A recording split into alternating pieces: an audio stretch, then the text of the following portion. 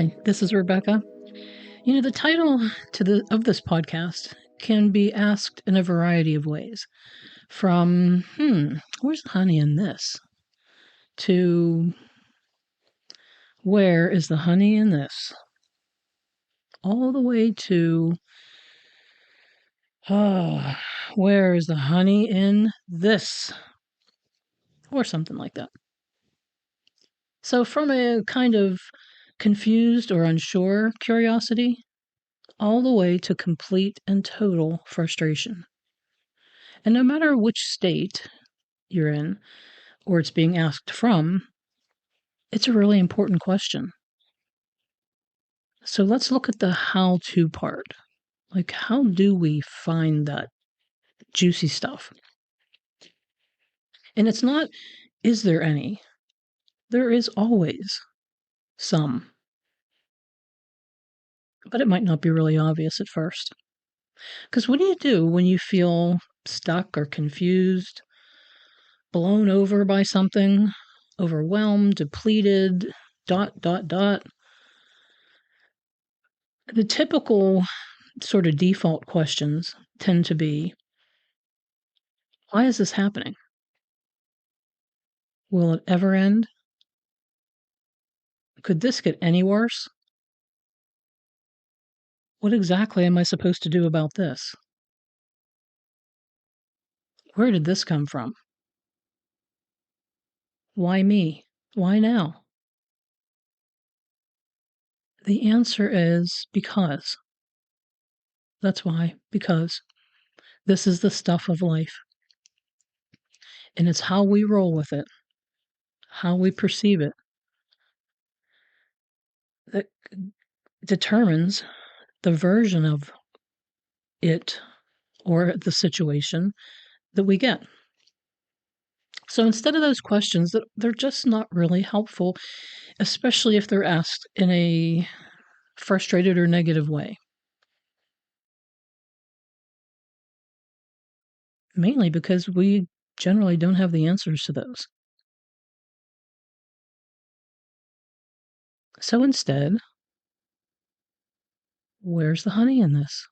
Yes, admit it, this sucks, or it's hard, or I don't like it. But is there? Could there be a hidden gem or gems in here? And again, I've mentioned this in the opening episode. I'm not talking about fake positivity and pretending that hard things are easy. That doesn't work. The how is seeing the meaning, the growth, a new, fresh look at it. Something useful or valuable. Asking yourself, could this possibly have any purpose or good stuff or insight or new direction in it? And if at first you think, I don't know, I got nothing, hang on. Keep sniffing around it. For example, many years ago, my daughter was 3 months old. I left her father, moved into my mother's basement. It was hard. She was colicky. I was a first-time mom who uprooted and had to start fresh. Work was extremely chaotic. I was getting hardly any sleep. And one morning at the hospital lab, something just brought me to my breaking point. I had to get out. I had to get out. But I was told I couldn't leave. So I felt trapped and I quit. As devastated as I was, because I had a child, because I decided that broke could not be an option. And keep in mind, I had no idea how to find any good in my situation. I was not quickly employable like a nurse or a doctor. But I just could not accept that there were no options. So, because of that, within days, I saw an ad for a teaching position in the field in which I was trained. I applied, I got it. So, before I quit the hospital, and this is where the honey is, before I quit the hospital, the day I quit, the days after, I never thought of teaching or that would be the direction I was headed in. I didn't know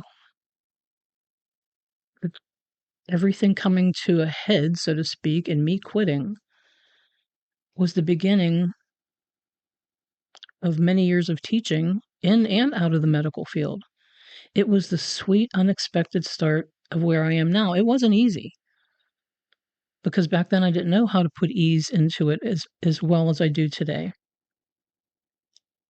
So don't think the unexpected or the unwanted is not life working out for you.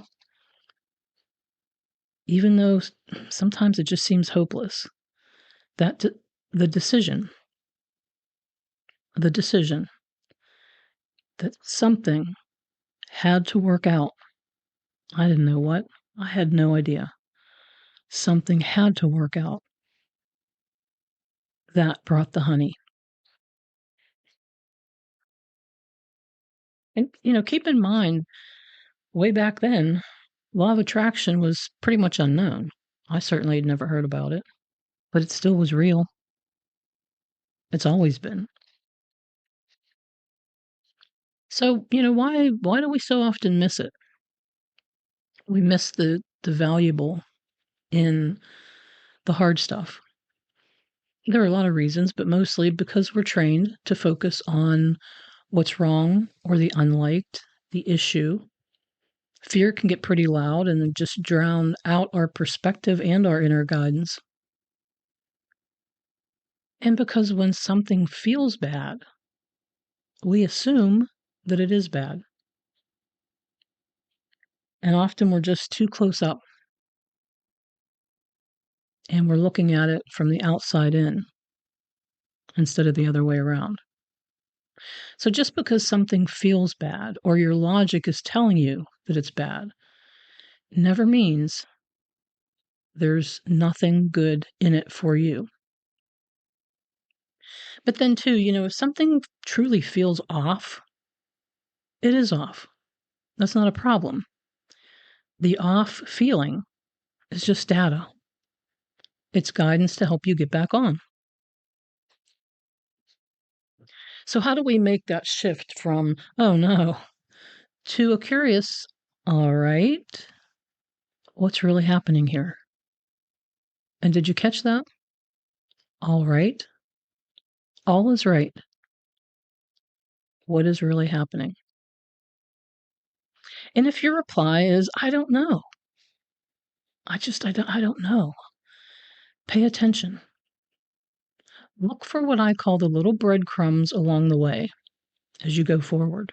Just be alert, be aware, be expecting that there are breadcrumbs, there are little nuggets that you can pick up along the way that you don't know what they're building up to be, but something feels good, something seems like a good thing to do at the time. Little things begin to build. Because nothing really changes externally, at least not at first. It has to happen on the inside. So it's how we're looking at it that may need to change. If we don't feel good, it's definitely how we're looking at it that needs to change. So we're not fixing life, we're just seeing it differently so we can see a better way forward.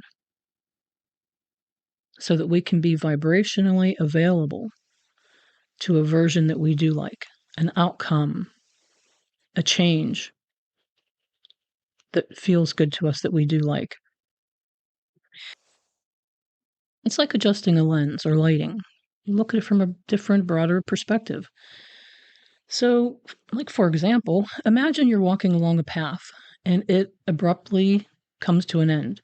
You quit your job, a loved one dies, Suddenly, everything seems foggy.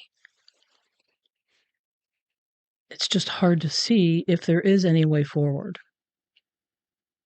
You want to keep going on. Then you think, well, maybe I see a few forks in the road. 2, or is it 3? So you try to look harder. No, it's only 1, and it looks terrible. You only see 1, so you go. Ugh. But actually, there were several forks in the road, multiple ways forward. They varied from really hard to pretty hard to not great to okay to easy to pretty good to really good, and so on. They were all right there for you. And some version of them still is. So the problem in this scenario is the fog set in, or the unsureness set in, the unhappy, the unwanted set in. And instead of relaxing into it, we try to look harder, we try to figure it out. We try, and it just gets murkier, and we look for other ways, and we're sort of vibrationally, well, we're not sort of, we are vibrationally lowering ourselves out of the realms of possibilities that are there. Because when you're in the fog, you can't see clearly. You don't have vibrational access to those other possibilities. But if you stand there briefly, bring your attention to the moment, take a deep breath, let your perspective, your vision adjust. Some of the other ways will be seeable to you, especially the sweet ones. Even if you don't relax enough to see the best ones, you'll still see at least a really good one. Start there. Sounds easy, but it can take a while to kind of get your your momentum with this. And that's okay. If it does, that's fine. Just stick with me. We'll get there. So, what about your life? Think of a relationship, a situation that you learned some things from, you expanded, or a time when something just didn't make sense and then later it did. So, just a light example. Last year, my family and I stepped into a unit at a Florida resort only to find out there weren't enough beds. For not for all of us anyway. There were beds, just not enough for all of us. And we all thought, how could that be? I mean, I booked it correctly. And my family began to wonder and kind of worry how it could even be possible that the resort would have another townhouse available since it was a holiday week. I called the main desk, and in so many words, I asked, "Where's the honey in this?" And I heard, we'll call you back. So in pretty short time, we were in a nicer unit in a much better spot. It worked out so well. That was a happy accident for sure. And it is true, though, that some people make that kind of a call and scream and threaten until they get what they want. They get the better place with the perfect space they want. But which way feels better? Which one had more ease in it? But what about like the things that we call more serious? For example, one of my clients many years ago, he and his wife drove over an hour to come and see me. And he was in stage 4 cancer. Great couple. He was so in it and out of his element, but he wanted more. He wanted to find the good stuff. But he was so in it at the time that, was doing energy work as well with him. And so I would play light music in the background. Every visit, it took us a while to find music he could tolerate or nature sounds that he could tolerate. He was just so sensitive and so out of his good spot that even nice music or nature sounds, he just couldn't go there. But eventually we found, and he eased enough that we could play that music, and it did soothe him. But I thought that was interesting that even beautiful music or nice nature sounds, he just couldn't go there. And he did very well with all of it. He lived for many years after that. He continued to come and see me every once in a while and just check in, hit his reset button, and lived for quite a long time. It was pretty fascinating. I use him for an example for many reasons still today. So it doesn't matter. There's no right or wrong way. It's just the way we choose, the attitude, the what we'll settle for or what we're not willing to settle for. He wasn't willing to settle for misery. So how do you start? You don't need the full answers or solutions, or you don't need to know the outcome when something hits you when you're in a space you don't want to be in. But you do have to have that willingness to just look in the direction, ask yourself questions in the direction of relief. One little insight, one shift, one drop is a start. And if you put your attention there in the direction of relief or solution for as little as 68 seconds, more will begin to assemble behind the scenes. You'll only know it if you pay attention to how you feel, because you'll feel a little bit better, a little bit of relief. That's your cue, that's your sign that behind the scenes, all of creation is matching you. You're matching it in that space. And then the domino effect kicks in. And solutions, answers, insights especially begin to be seen by you. And you notice I didn't say they begin to show up. They're always there. All kinds of different versions of them. But you begin to see them. You begin to sync up with them and to cross by them. And the better it gets, the better it gets. Even asking yourself the question, what if this is some odd version of things working out for me? And I know when we're in a really rough place, we don't even want to hear that question. When you're really mad or feeling powerless or lost or whatever, the vibrational difference between that state of being and the question, what if this is just some odd version of life working out for me? The vibrational difference between those two is too big of a jump to take all at one time, oftentimes, for people. So as we go through these episodes, I'll show you more about how to go from maybe just little baby steps from complete rage or anger or fear into something a little bit better and a little bit better. Because even when you're completely, say you're in complete rage or hatred, anger feels a little bit better. Resentment feels a little bit better than that even. So sometimes it's just, and all of life will lead you up that emotional ladder. That's an Abraham Hicks thing. The emotional guidance scale, I believe it's called.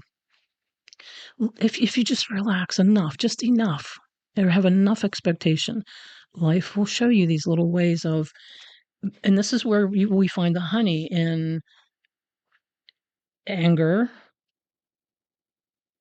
blame, jealousy, rage, all of that stuff. Because some of it feels a little bit better than the last one. Some of it feels it still doesn't feel good, but it feels a little bit better. But we'll get more into that as we go through time. So in these episodes, we'll find honey all over the place, and we'll expand on the how-to part. If you'd like to see some sweetness in your unwanted situation, I'd love to hear from you. Go to honeyineverything.com. Send me an email. It's Rebecca@honeyineverything.com. Let me know where you're stuck or where you can't see the goodness. Maybe what you're experiencing can be helpful to other people here. I can share your story if you are okay with that. And if it matches you, please like, subscribe, follow, all of that fun stuff, and share these episodes. If you think what I just talked about can help somebody else or just be relief for somebody else, share it with them. Until next time, softly ask yourself, where's the honey in, you fill in the blank. Stay sweet out there.